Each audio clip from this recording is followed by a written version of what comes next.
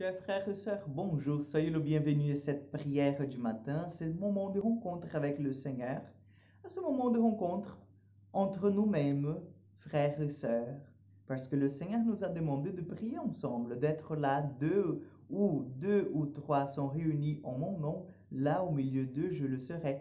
Donc le Seigneur, il nous invite vraiment à prier ensemble, à prier, à entrer dans cette communion fraternelle, dans ce mouvement vers le Seigneur, de manière en fait fraternelle, et c'est cela que nous allons faire ce matin. Donc je vous invite déjà à faire le signe de la croix et à commencer avec moi cette prière.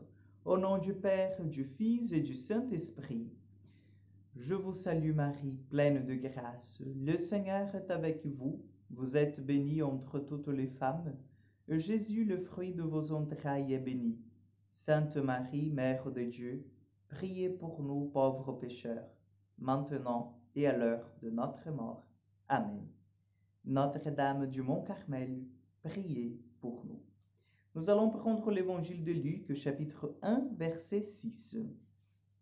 En ce temps-là, Jésus rassembla les 12, il leur donna pouvoir et autorité sur tous les démons.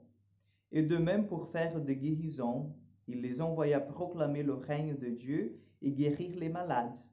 Il leur dit, ne prenez rien pour la route, ni bâton, ni sac, ni pain, ni argent, n'ayez pas chacun une tunique de rechange. Quand vous serez reçus dans une maison, restez-y. C'est là que vous repartirez. Et si les gens ne vous accueillent pas, sortez de la ville et secouez la poussière de vos pieds. Ce sera un témoignage contre eux. Ils partirent, ils allaient de village en village, annonçant la bonne nouvelle et faisant partout des guérisons. Acclamons la parole de Dieu. Nous pouvons appeler cette partie de l'évangile de Luc, cet extrait de l'évangile de Luc, de la charte du disciple missionnaire.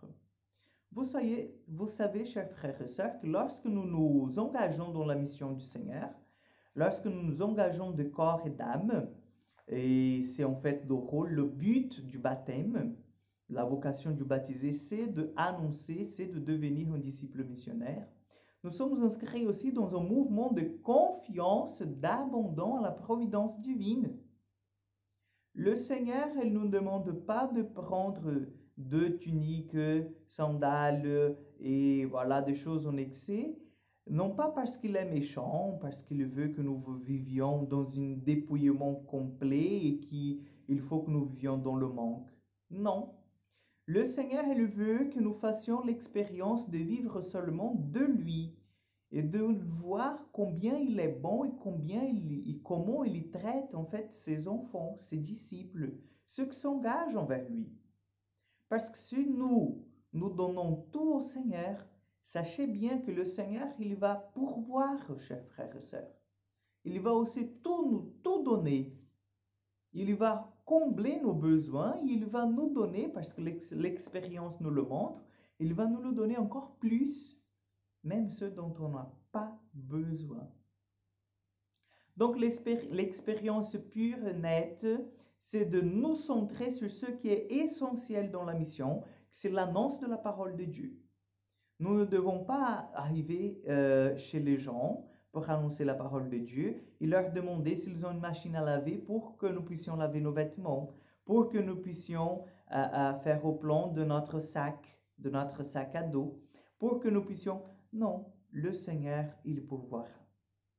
Donc faisons cette expérience de mission, faisons cette expérience d'annoncer l'évangile, faisons cette expérience de nous donner à la mission du Christ parce que nous avons besoin. Nous avons bien besoin du Seigneur. Nous avons bien besoin d'être avec le Seigneur et d'expérimenter combien il est grand, combien il est beau, combien il est miséricordieux. Le Seigneur soit avec vous, que Dieu Tout-Puissant vous bénisse et vous garde, le Père, le Fils et le Saint-Esprit. Amen. À demain pour encore une prière du matin. Excellente journée à vous.